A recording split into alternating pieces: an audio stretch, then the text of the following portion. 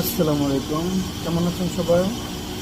কিছুদিন ধরে দেখতেছি যে কিছু লোক ভাইরাল হওয়ার জন্য একটা পোস্ট দিচ্ছে প্রবাসীদেরকে নিয়ে, যে ডক্টর মোহাম্মদ ইউনূসকে 5 বছর রাখার যদি নির্বাচনের জন্য কেউ চাপ দেয় অথবা চাপাচাপি করে, তাহলে প্রবাসীরা রেমিটেন্স বন্ধ করে দেবে।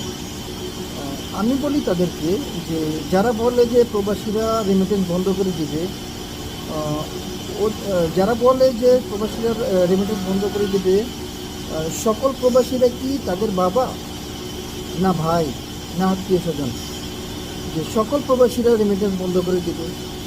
আমি নিজে তো রেমিটেন্স বন্ধ করব না, আমি তো একজন প্রবাসী। তাহলে তারা কিভাবে বলে যে সকল প্রবাসীরা রেমিটেন্স বন্ধ করে দেবে? এরকম লক্ষ লক্ষ প্রবাসী আছে যে রেমিটেন্স বন্ধ করবে না দেশের স্বার্থে। তাহলে কিভাবে বলে যে রেমিটেন্স বন্ধ করে দেবে প্রবাসীরা?